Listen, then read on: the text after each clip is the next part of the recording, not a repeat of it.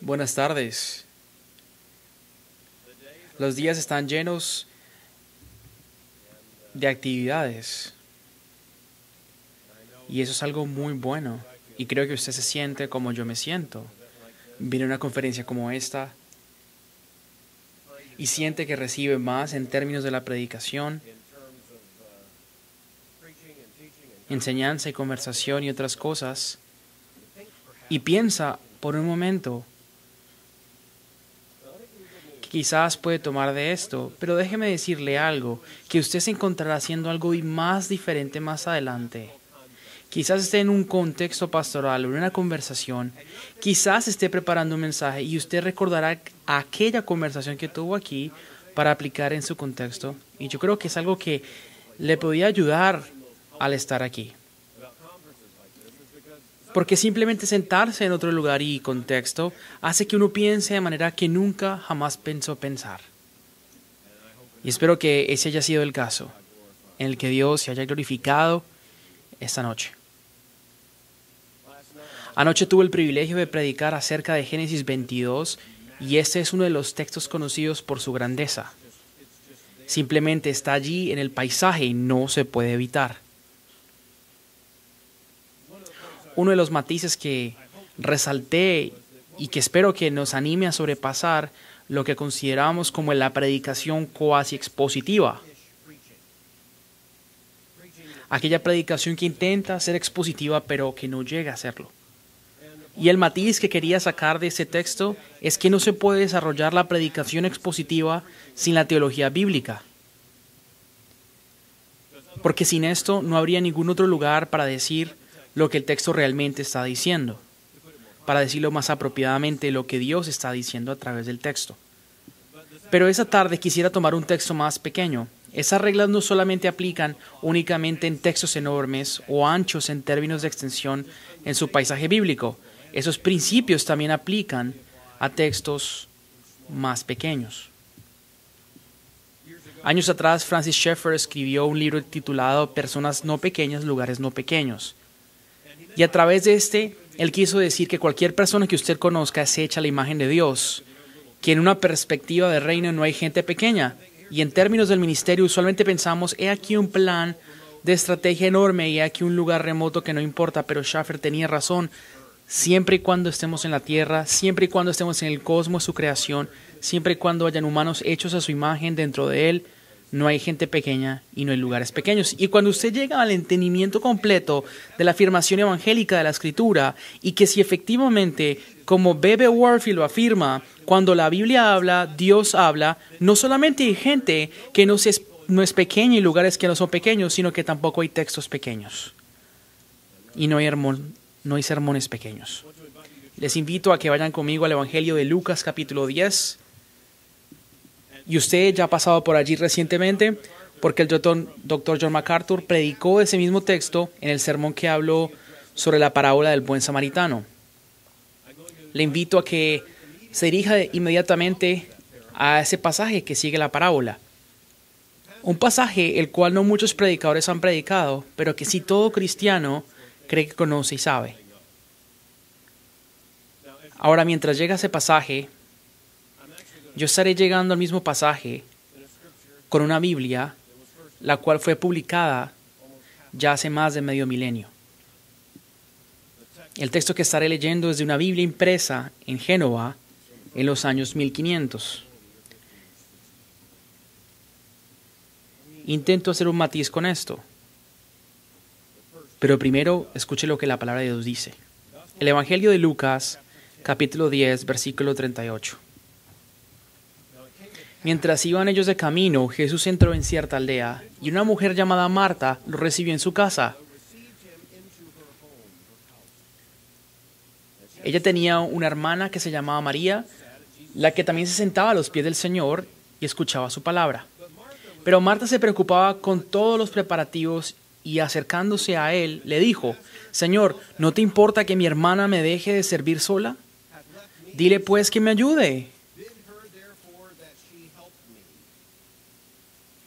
El Señor le respondió, Marta, Marta, tú estás preocupada y molesta por tantas cosas, pero una cosa sola es necesaria. Y María ha escogido la parte buena, la cual no se le será quitada. Entonces, ¿qué está haciendo cuando predica? ¿Qué sucede cuando abre la puerta de la palabra de Dios? Muy bien, en términos del clásico entendimiento de la predicación, lo que está sucediendo es el servicio a la congregación, un servicio a Cristo Jesús. El predicador se levanta con el texto y él está hablando con ella. Lo que sucede está sucediendo en tiempo y espacio porque la intención de Dios era la de una encarnación en el ministerio. Pero tenemos que reconocer que si la predicación correcta sucede, algo más está sucediendo. Y esto es que el patrón de las palabras coherentes, el tesoro que se nos ha encomendado, ahora es encomendado a otros a través de la predicación de la palabra en una línea de sucesión directa que va hasta los apóstoles siendo comisionados por Cristo. Y cuando usted mismo piensa en su sucesión personal y en los que impusieron las manos en las ordenaciones, usted no debe pensar en términos de una cierta sucesión apostólica, la cual iglesias como Roma y otras creen tener, pero sí en términos de sucesión de vocación teológica y homilética. De hecho, que nosotros creemos ha asegurado que su evangelio sea protegido y predicado hasta cierto punto que cuando abramos la palabra de Dios y prediquemos correctamente, estemos de pie en una fila muy larga. Y por gracia de Dios, hasta que Cristo vuelva, una de nuestras responsabilidades es la de hacer la fila más larga. Y ese legado de verdad trasciende, especialmente cuando mira la exhibición de Biblias en el campus.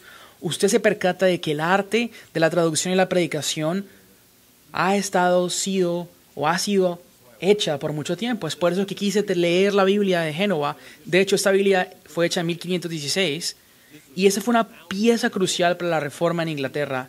Y esa no solamente fue la Biblia de los puritanos, la que trajeron aquí a los Estados Unidos en su fundación. Esa también es la Biblia de Shakespeare, la que él conocía. Esta era la Biblia de la lengua inglesa. Esta fue la Biblia que enloqueció al rey James.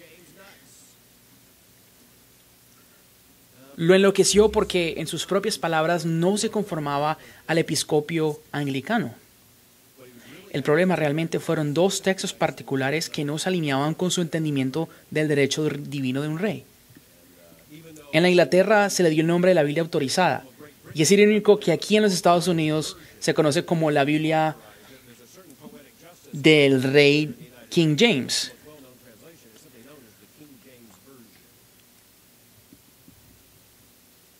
Pero la Biblia de Génova tiene un lugar muy precioso.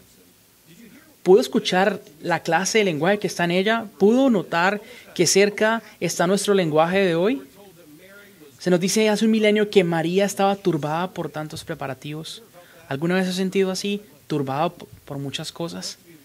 Pero cuando la escucha inmediatamente, usted sabe qué significa eso, aunque no sabe y no utiliza la palabra turbado. Hermanos, estamos en una fila muy larga de tradición. ¿Cuántos predicadores habrán abierto este mismo texto y han leído esta palabra de Dios? Y habrán hecho lo que ahora es nuestro reto. Ese es un texto más pequeño, de eso no hay duda. De hecho, pudo haber sido crucial cuando se desarrolló el sistema de versículos y capítulos.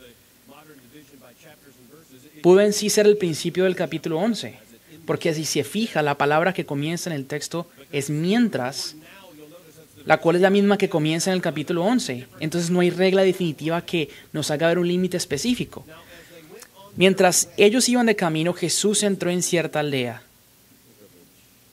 Quiero que le pongamos atención a ese texto para hacer unos matices.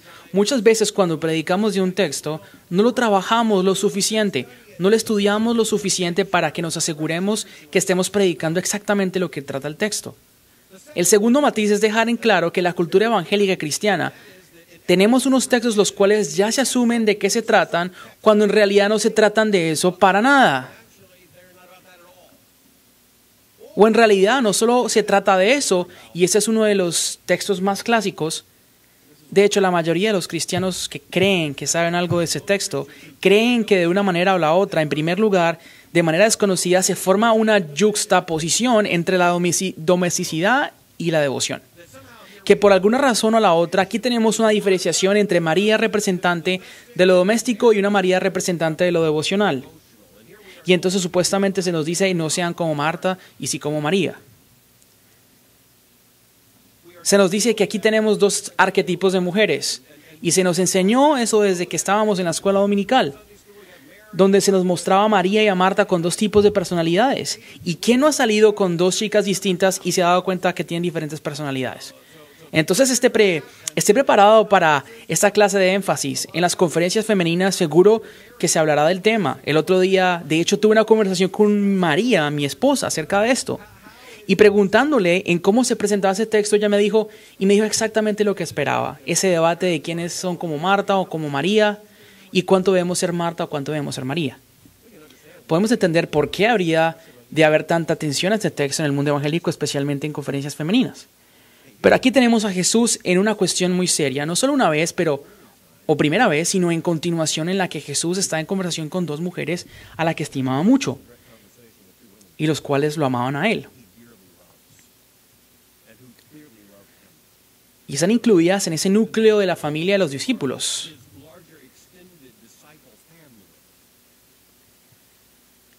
El problema es que podemos reducir a Marta y a María o María y a Marta a simples caricaturas. Tenemos en una esquina a Marta la ansiosa, turbada por muchas cosas. Y allí, en la cocina, está haciendo las cosas que una caricatura como Marta haría, porque en todo lo que su mente se ocupa es la comida. Y en la otra esquina está María, la cual representa el seguidor devoto de Cristo, la cual se distingue no solamente por pensar en las cosas de este mundo, más allá, nunca más comeré, solamente déjeme reposar a los pies de Jesús.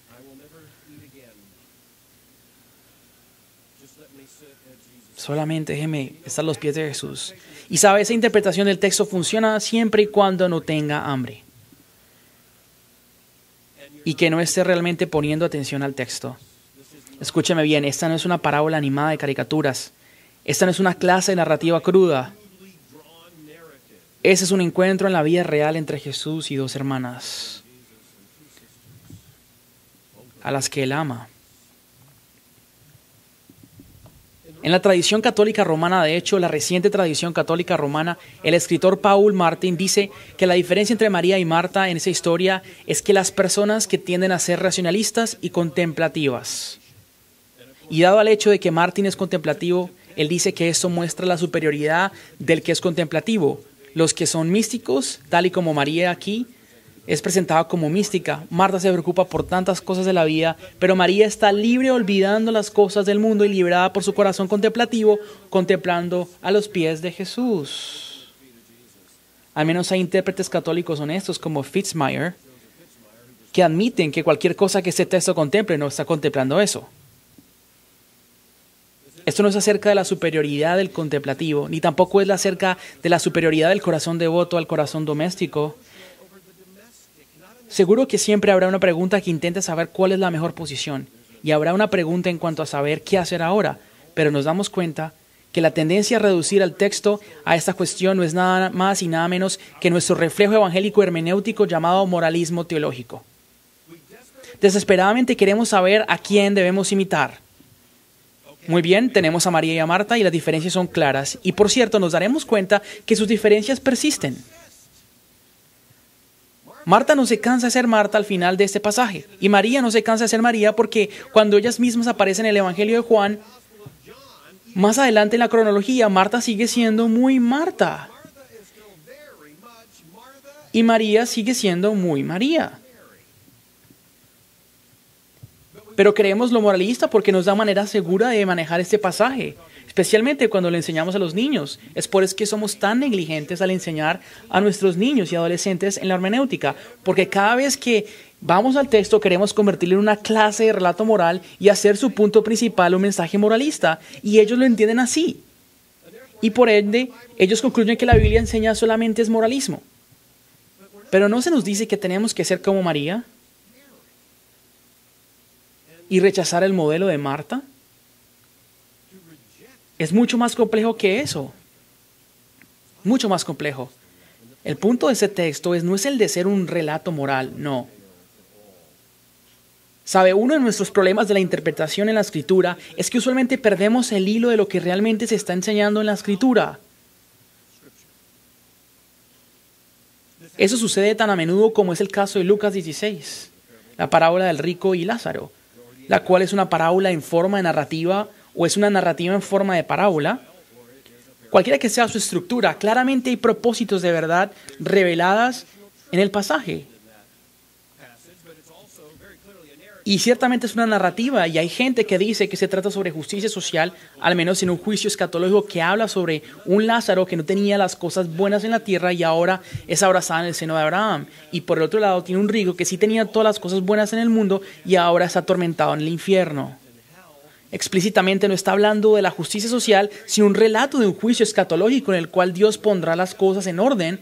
Pero el punto principal de ese texto es que cuando llegamos a su final, cuando el rico le dice al padre Abraham de que mande a Lázaro a sus hermanos, no sea que ellos también vengan a este lugar de tormento, y recordará que Abraham dice a ellos, tienen a Moisés y los profetas, pero él dice, no, padre Abraham, si lo mandas a ellos se arrepentirán, si mandas un hombre resucitado de los muertos se arrepentirían. Y recuerda lo que Jesús a través de la voz de Abraham dice, si ellos no escuchan a través de Moisés y los profetas, no se arrepentirán y no creerán, aun cuando alguien lo resucite de los muertos. Entonces, llegando al final del texto, nos damos cuenta que la parábola es acerca de la Biblia, es acerca de la Escritura, la suficiencia de la Escritura, la autoridad de la Escritura, la confianza en las Escrituras, el poder de conversión de la Escritura, el factor iluminativo de la Escritura. Quiero decirle que similarmente cuando llegamos a este pasaje hoy, concluimos llegando al final del capítulo, que también estamos tratando como un pasaje que habla sobre la Biblia. Específicamente es acerca de la enseñanza de la Biblia. Específicamente es acerca de la enseñanza de Dios, la cual es accesible a nosotros en el texto de la Escritura y la que se vivifica en la predicación y la enseñanza de su palabra. Miremos entonces el texto más cerca. Mientras iban ellos en el camino, Jesús entró en cierta aldea y una mujer llamada Marta lo recibió en su casa. Esto es algo muy importante. Eso es sin ninguna duda un dicho de hospitalidad que está sucediendo aquí, y eso lo hace un asunto de urgencia por una sola razón. Cuando pensamos hoy en día de la hospitalidad, pensamos en un acto de bondad social, pensamos en algo que uno debe hacer para ser una buena persona, para ser un buen anfitrión. Pero la hospitalidad en el mundo antiguo era un asunto de vida o de muerte. La hospitalidad marcaba la diferencia entre si alguien comía o no. La hospitalidad marcaba la diferencia entre alguien siendo asaltado o seguro adentro. La hospitalidad marcaba la diferencia entre el cual uno era aceptado o permanente adentro y el que era rechazado por siempre afuera. La hospitalidad es valorada y mencionada en toda la Escritura. Es encomendada en la ley cuando dice que amar al prójimo es extender hospitalidad. Porque en la antigüedad no había otro medio aparte de la hospitalidad en la cual las personas lo aceptaran a uno en sus casas. De hecho, todos estaríamos perdidos. Jesús es recibido en esta casa y usted nota esto. Jesús no pide entrar en la casa y Marta no lo hace entrar. Ella lo recibe en su casa nomás. Ella tenía una hermana que se llamaba María. Y María se identificaba rápidamente en estas palabras, que sentaba a los pies del Señor, escuchaba su palabra.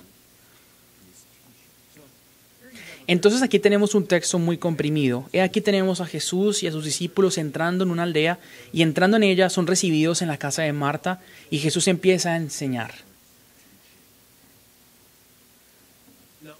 Ahora, de acuerdo al Antiguo Testamento, de acuerdo a la ley judía, de acuerdo a la expectativa social de esos días, lo que Marta comienza a hacer es absolutamente correcto y absolutamente justo. Pero Marta se preocupaba con todos los preparativos. Aquí entonces tiene la diferenciación, el contraste. María estaba sentada a los pies del Señor escuchando su enseñanza. Marta estaba distraída con los preparativos. Y usted sabe el resto de la historia, lo que pasó. Marta se queja ante Jesús y le dice, Señor, ¿no te importa que mi hermana me deje de servir? Ayudando en la hospitalidad, Señor. Aquí tenemos a Marta quejándose con el Señor para que regañara a María porque no estaba ayudando en la hospitalidad. Y usted mira esto y dice, aquí hay gato encerrado. Pero de hecho es algo que se encuentra en los evangelios sinópticos. Con frecuencia usted encontrará situaciones en las que la gente le pedirá a Jesús que regañe a otra persona. Déjeme preguntarle, ¿no le hizo alguna vez eso a su hermano? Sé exactamente cómo esto funciona. Mamá, tienes que decirle que está mal. Sabemos cómo eso funciona y lo vemos repetidamente en los evangelios. Necesito que regañes a mi hermano porque no se ha metido con mi herencia o se ha metido con mi herencia. Necesito que regañes a este otro. Se dará cuenta de que cada vez Jesús nunca regaña a la persona que le pide que regañe y muchas veces Él regaña al que pide que regañe. Y como eso sucede tan a menudo, pensamos que eso también está pasando aquí. Pero entonces sabemos y entendemos que Marta no es regañada.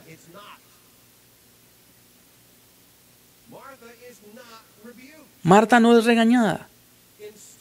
En cambio, Jesús responde no haciendo lo que le pidieron, pero habla en manera dulce e íntima la realidad que Él quiere que ella vea. Marta, Marta, tú estás preocupada y molesta por tantas cosas, pero una cosa sola es necesaria. María ha escogido la parte buena, la cual no le será quitada. Jesús responde a Marta diciendo su nombre 2 veces, indicando la urgencia de su mensaje, pero también indicando la intimidad de la relación. Dulcemente le dice que está preocupada por muchos preparativos. Me encanta cómo esta Biblia de Génova lo pone. Estás turbada con muchos preparativos. ¿Cuántos de nosotros no sabemos lo que se siente estar preocupado con tantas cosas? Y él dice, María solo se preocupa por una sola cosa. Muy bien, si vamos a reducir solo esto a un moralismo, entonces pongamos las cosas bien. Vamos a predicar y enseñar la palabra de Dios y que la gente la escuche en las bancas hasta que nos muramos. Seguramente de hambre. Si reducimos eso solamente a un relato moral, llegamos a un punto en que diremos, ¿quién necesita comer? Esto solamente se trata acerca de la enseñanza. Y también, en términos de la imaginación evangélica, hay un problema. No se especifica lo que María está haciendo al estar sentada a los pies de Jesús, escuchando la enseñanza. Algo está sucediendo, lo cual María pone atención. A lo que ella está muy emocionada y enfocada y todo lo demás no la distrae. Marta está distraída por muchas cosas. Jesús no hace lo que ella le pide, pero sí le define su realidad para así ponernos a todos en perspectiva. Ese es uno de nuestros problemas. Lo que queremos hacer en nuestro moralismo es decir, muy bien, no sea como Marta, sea como María. Pero nuevamente, eso solamente funciona hasta que tenemos hambre. Eso funciona hasta que alguien organiza algo. Eso funciona hasta que alguien necesite cambiar un pañal. Eso funciona hasta que la realidad se entromete y dice que vas a tener que hacer algo más que enseñar y escuchar. ¿Qué entonces está pasando aquí? ¿Qué pasa? Bueno, tenemos a Jesús hablando con Marta y las palabras que utiliza son de importancia estratégica crucial. Dice que está preocupada, ansiosa, turbada por muchas cosas. Si eso no es un regaño y si es una definición de la realidad, entonces, ¿qué clase de definición debemos sacar de todo esto? Pues esta. Debemos estar muy preocupados por nuestras almas cuando estamos preocupados por muchas cosas. Y tenemos que estar alerta, como parece advertir aquí a María, tenemos que estar en alerta cuando las preocupaciones del mundo, tan reales que son y tan abrumadoras que son, que nos alejan de la preocupación más importante de todas, la cual es la predicación y la enseñanza de la palabra de Dios. Entonces nos preguntamos, ¿qué entonces vamos a hacer con esto? Bueno, no sea que lo arruinemos leyendo ese texto y separándolo de su contexto y actuando como si esto es lo único que conocemos de María y de Marta. Porque podemos mirar más allá a lo que dice en la teología bíblica, a lo que las escrituras dicen de las otras escrituras, interpretando la escritura con la otra escritura, la analogía de la fe. Creo que eso es lo que debemos hacer. Entonces, ¿qué hacemos primero? Vamos al Evangelio entonces de Juan. Entonces vaya conmigo al Evangelio de Juan y mientras lo busca, usted notará que el capítulo 11, versículo 1, dice algo interesante. Estaba enfermo cierto hombre llamado Lázaro de Betania, la aldea de María y de su hermana Marta. Resulta que ahora no solamente hay dos hermanas, pero también hay otro hermano. Y ya no solo tenemos una aldea anónima, sino que es Betania, solo kilómetros de Jerusalén. María, cuyo hermano Lázaro estaba enfermo, fue la que la ungió el Señor con perfume y le secó los pies con sus cabellos a Jesús. Las hermanas entonces mandaron a decir a Jesús: Señor, el que tú amas está enfermo. Note que el versículo 5 dice: y Jesús amaba a Marta y a su hermana y a Lázaro. Jesús amaba a esta familia, amaba este hogar. Él conocía este lugar, era bienvenido en esa casa. Él y los discípulos conocían esta aldea, conocían la casa de estos seres como una casa de refugio, casa de hospitalidad, casa de amistad. Y usted conoce la historia de Lázaro.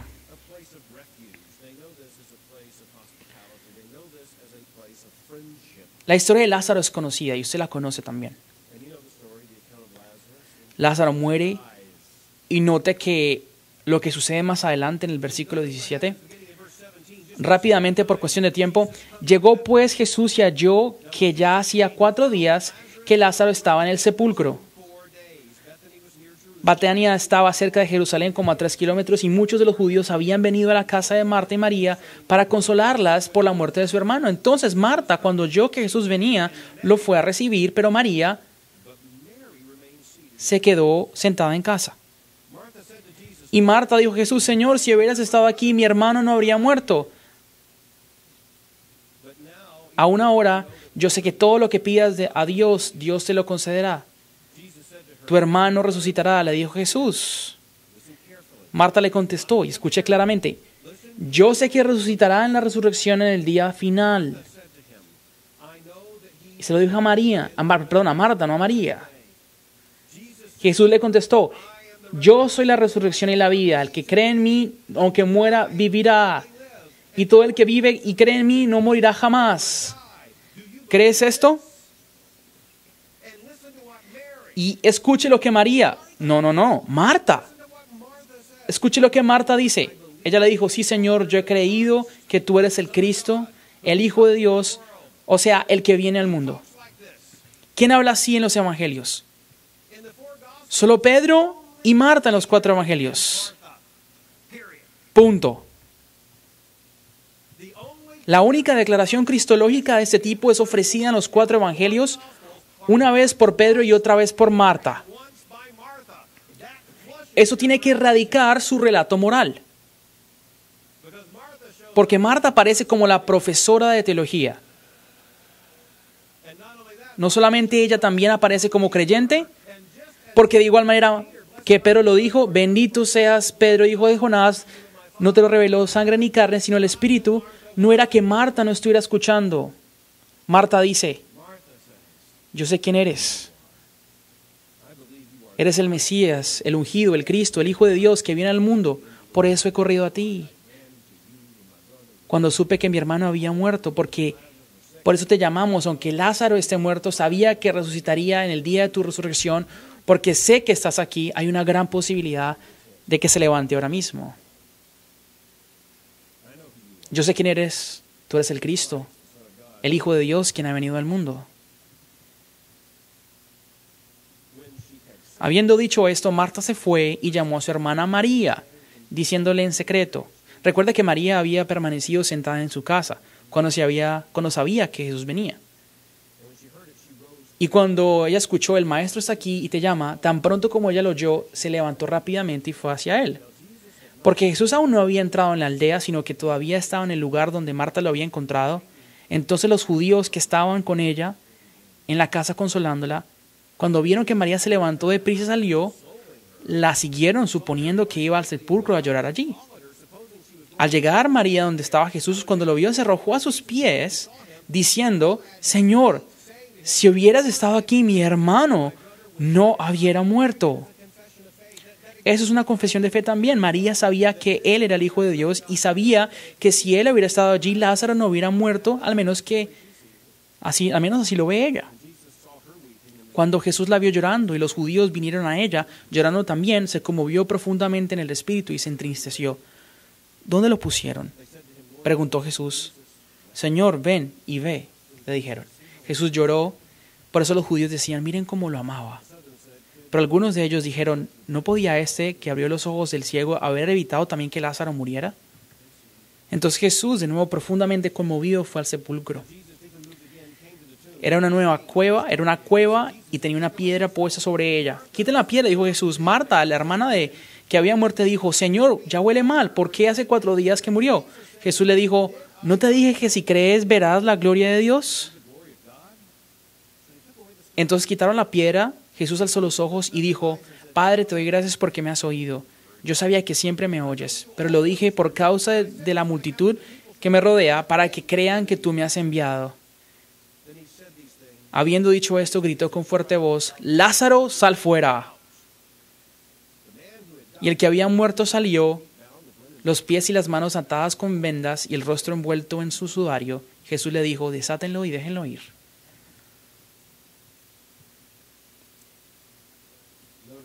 Note el capítulo 12, versículo 1. Entonces Jesús, 6 días antes de la Pascua, vino a Betania donde estaba Lázaro, al que a Jesús había resucitado entre los muertos. Y le hicieron una cena allí, y Marta servía, pero Lázaro era uno de los que estaban a la mesa con él. Entonces María, tomando unos 300 gramos de perfume de nardo puro, que costaba mucho dinero, ungió los pies de Jesús y se los secó con los cabellos. Y la casa se llenó con la fragancia del perfume. ¿Qué va a hacer entonces con su relato moral? ¿Al fin qué? ¿Tenemos que ser como María o como Marta? ¿O tenemos que ser Marta, María? ¿Cuánta más María o cuánto menos Marta? ¿En qué proporción? ¿En qué contexto? Pero todo el supuesto relato moral se va a la borda porque simplemente no lo es. De hecho, es mucho más complejo de lo que aparenta. Y aquí tiene un texto pequeño, pero cuando está cargado de suma importancia. Como dije antes, los dos tipos de personalidad continúan. Cuando llega Juan 12 y se le sirve a Jesús, ¿quién es la que sirve? Marta. ¿Acaso es un accidente literario? ¿O qué si el Espíritu nos muestra que he aquí Marta haciendo lo que Marta está llamada a hacer? La misma Marta que dijo: yo sé quién eres tú, eres el Mesías, el Hijo de Dios. Pero también está María, siempre como ella es. He aquí está preparando a Jesús, ungiéndolo antes de su muerte.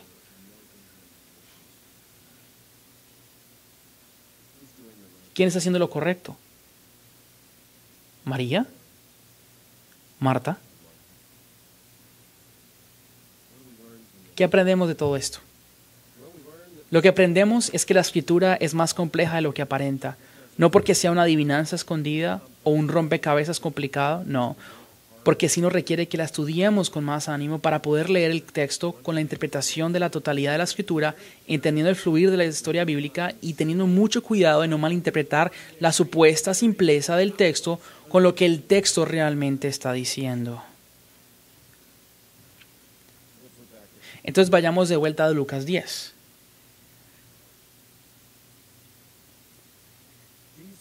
Jesús, en respuesta a lo que Marta dice y hace: Marta, Marta, tú estás preocupada y molesta por tantas cosas, pero una cosa sola es necesaria. Ahora bien, ¿qué es lo que Marta no está haciendo que es necesario?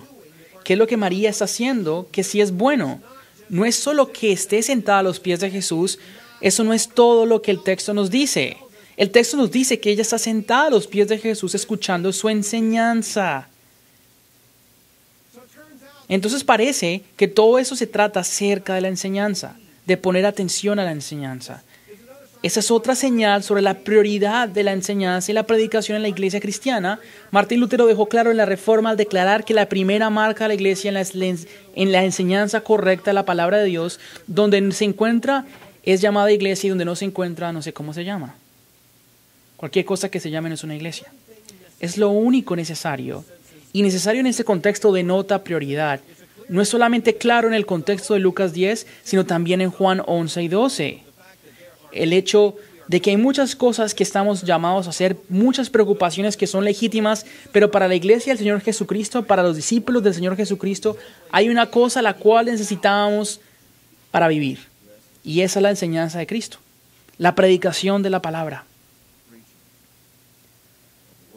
Pero Jesús está reprendiendo a Marta, aún teniendo otras preocupaciones, turbada por esas cosas, ansiosas por esas cosas. Si solamente vamos a enseñar y que la gente se siente y escuche, vamos entonces a tener lo que se llama reuniones alargadas. Y ha habido cristianos en la historia quienes han tomado interpretaciones extremistas fuera de contexto y han hecho cosas radicalmente erróneas a causa de esas representaciones muy radicales. Ahora bien, lo que tenemos aquí es Jesús diciéndole a Marta: Tú estás turbada por muchos preparativos, María solo por una cosa. Y luego más adelante continúa diciendo: María ha escogido la parte buena, la cual no le será quitada. Escoger la parte buena, ¿qué es eso? Es interesante que esta palabra parte o porción, cuando aparece una y otra vez, siempre denota porción de comida. Es una porción que se necesita, es esa clase de palabra que se encuentra en los salmos cuando el salmista ora por porción. Es el mismo lenguaje que el Señor Jesús, hablando de parte de los profetas, dice que Israel es mi porción. Esta es la elección que hace María. Ella escoge la buena parte. ¿Y qué ha escogido? Ha escogido sentarse a los pies de Jesús a escuchar su enseñanza. María ha escogido la buena parte. Evidentemente tenemos que aprender de esto y saber que hay un sistema de prioridades en el reino. Y esas prioridades no pueden ser reducidas a un mero relato de moralidad, sino que tiene que formar nuestro entendimiento del discipulado, debe formar nuestro entendimiento del ministerio, porque seamos honestos para admitir que esta sala es una reunión de predicadores y pensemos cuánto en realidad nos damos a nosotros a la predicación. En un sentido, leer ese contexto y ese texto es escuchar a Jesús decirnos que estamos turbados por muchos preparativos. Y sí que lo estamos, somos seres humanos de carne y hueso, estamos turbados con muchas cosas. Y en efecto, los miembros de nuestra congregación también deben estar preocupados con muchas cosas. Y hay muchas cosas que la gente espera de nosotros. Sí que hay muchas cosas difíciles que tenemos que lidiar. Y esas cosas son cosas que sabemos que se tienen que hacer. Y usted sabe que usted es arrogante cuando sabe que las cosas que le piden que se tienen que hacer, pero usted no las hace porque no quiere que la gente los arruine. Usted se ha quemado muchas veces en el ministerio. Si vale la pena hacerlo, hagámoslo. De pronto se percata que lo que no se está haciendo es prestarle atención a la predicación. Ahora, si tenemos un problema, porque ¿cómo será que como individuos nos podemos dar cuenta? Si volvemos este texto en un texto moral, tratando de descifrar cuánto soy María o Marta, de cómo unos días me siento más Marta o más María, de pronto habrán más días que termino siendo más como Marta. Si debo leer de forma individual, entonces es cuando el problema se incrementa, porque no hay manera de resolver ese asunto de manera individual. Eso es acerca de la iglesia. ¿Sabe? La única manera de resolver esto es que cuando se nos da un sistema de prioridad como el de aquí, no se nos da una exclusión.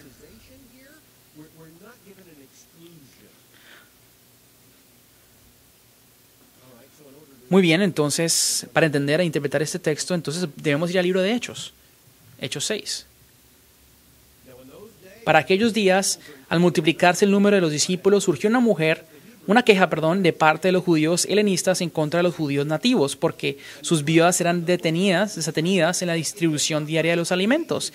Entonces los 12 convocaron a la congregación de los discípulos y dijeron: no es conveniente que nosotros descuidemos la palabra de Dios para servir las mesas.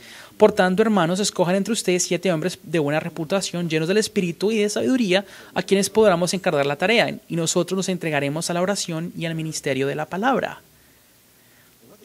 Lo propuesto tuvo la aprobación de toda la congregación y nos escogieron a Esteban, un hombre lleno de fe y el Espíritu Santo, y a Felipe, Prócoro, a Nicanor y a Timón, a Pármenas y a Nicolás, un prosélito de Antioquía, y a estos los presentaron ante los apóstoles y después de orar pusieron sus manos sobre ellos. Ahora bien, cuando leemos Hechos 6 nos damos cuenta de que en realidad hay una prioridad. El apóstol admitía: no podemos estar distraídos por muchas cosas. Pero ojo que no dijo que no era importante. Ellos no dijeron que olvidáramos el resto. Lo que sí dijeron es que se iban a dedicar a la oración y a la palabra. Pero lo otro también se tenía que cuidar. Entonces esto es lo que el Espíritu quiere que hagamos: apartar a aquellos quienes son reconocidos por la congregación para realizar esta responsabilidad, los que tendrán el ministerio de diáconos. Y eso tuvo sentido. Los apóstoles entonces se enfocaron al ministerio de la oración y la palabra. No dijeron: ¿qué clase de cristiano de bajo rango podemos encontrar que haga estas tareas que no son dignas de nuestra atención? Ni tampoco dijeron, mientras se reunían junto con los apóstoles, que si les entreguemos esta función a la gente, todo se va a arruinar o se va a pudrir. ¿Cómo no queremos esto entonces? Como que va a tocar dividir nuestra vida entre oración, predicación y otras cosas porque no queremos que la gente lo arruine o no queremos fallarle a Dios. Oración, predicación y otras cositas. No, lo que hicieron es darle la atención singular a la predicación a aquellos que se les había dado la tarea, la iglesia.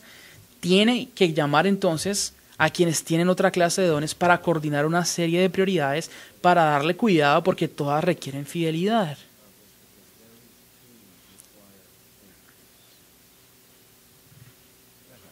Eso ayuda.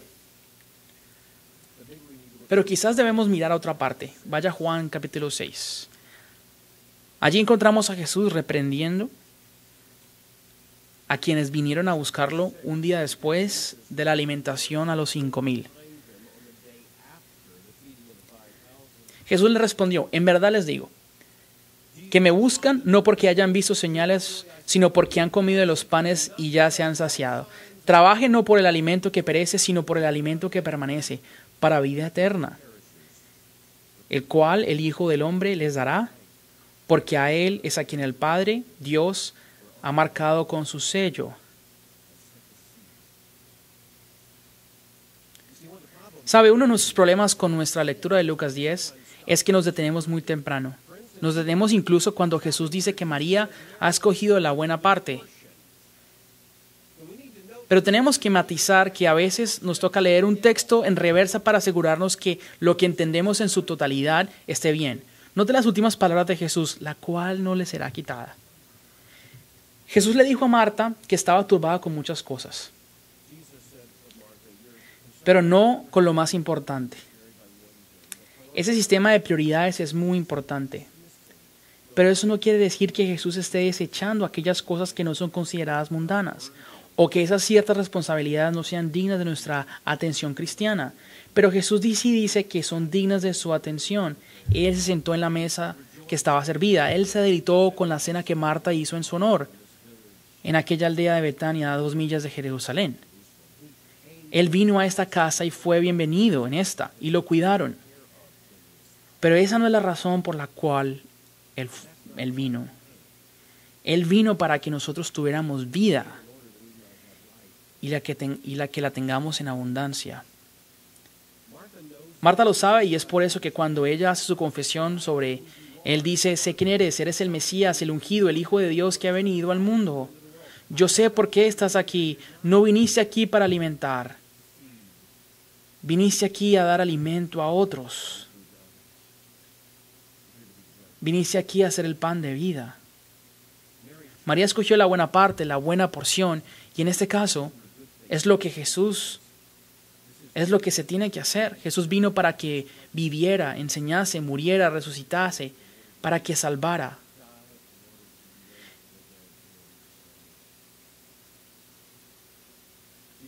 Jesús hablaría de manera similar cuando dice, aun cuando María me ha ungido, hay otras preocupaciones.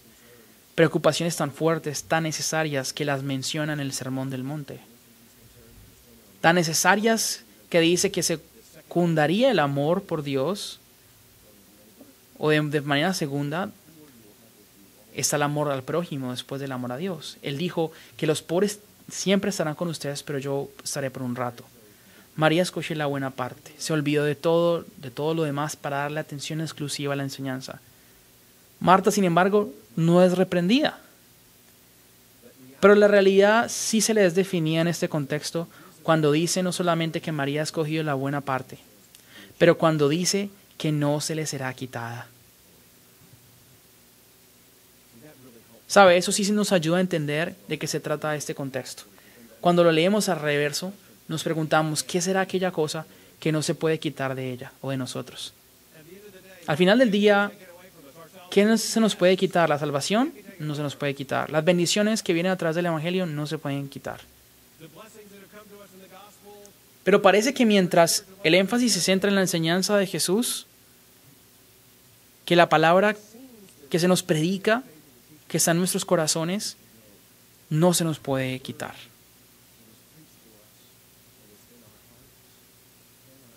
No se nos puede quitar. Jesús mismo lo enseñó y no será quitado de ellos.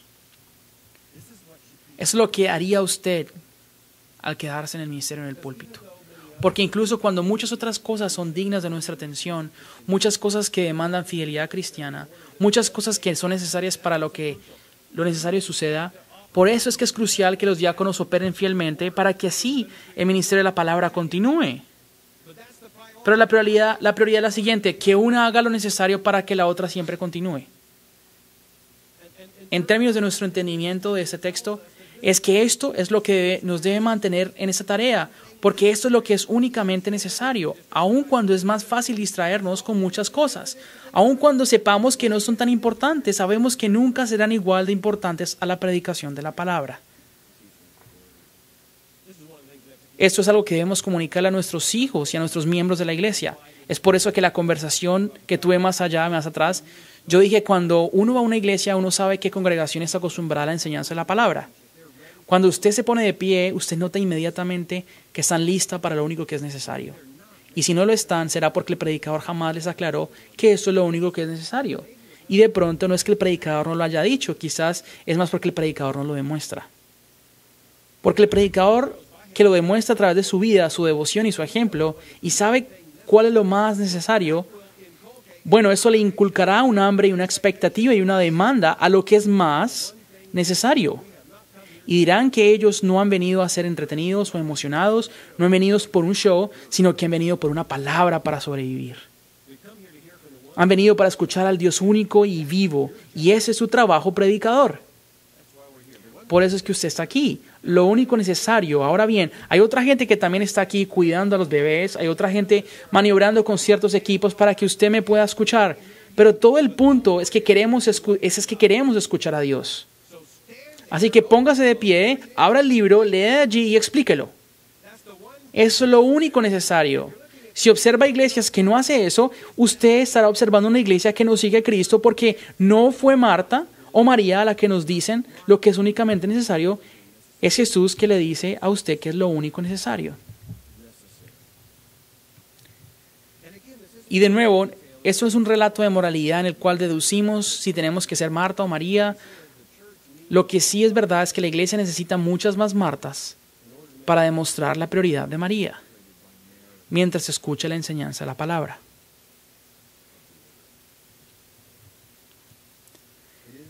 Es la enseñanza de la palabra lo que es importante aquí. María es un ejemplo de lo que es entender esa prioridad, pero para los predicadores la orden es que dejemos todo atrás de tal modo que hagamos primordial la predicación de la palabra. Fielmente a predicar, fielmente a enseñar.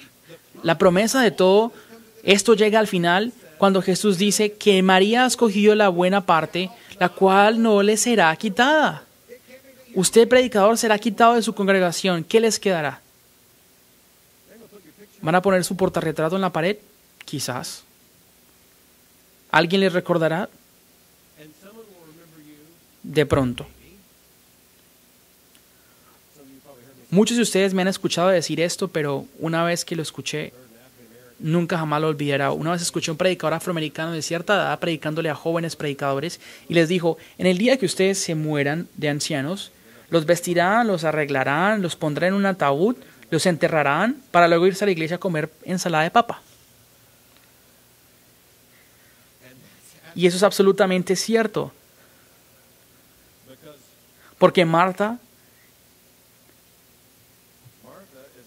estará cocinando la ensalada de papa mientras alguien lo estará poniendo en el ataúd. Entonces, ¿qué queda? En serio, ¿qué queda? ¿Quiere que alguien señale un par de edificios que usted construyó en su ministerio? ¿Quiere que alguien señale las estadísticas que dejó en su ministerio? ¿Quiere que hablen de los programas que usted comenzó en su ministerio? ¿O quiere que hablen de que cómo crecieron espiritualmente y recibieron la sangre del Cordero, que crecieron nutriéndose con la palabra que usted predicó? Los que fueron conformados a la imagen de Cristo por la predicación de la palabra.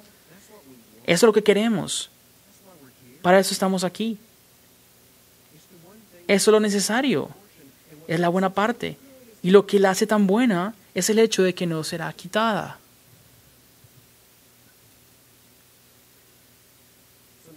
Hace un tiempo estaba hablando con un estudiante de seminario y le pregunté qué estaba haciendo, cuál era su ministerio. Y él me dijo que le estaba predicando a 2 casas de ancianos. Yo hice eso como seminarista y muchos de ustedes también seguro lo habrán hecho. Saben cómo es, así que le pregunté, ¿cómo te está yendo? Y él dijo, honestamente, muchos de ellos no están conscientes ni siquiera de lo que están diciendo, lo que está sucediendo. Entonces le pregunté, ¿qué hace entonces? Yo leo mucha escritura y veo cómo comienzan a vocalizar las palabras. Y me dijo, ¿y cantamos himnos cuando ni siquiera saben su propio nombre?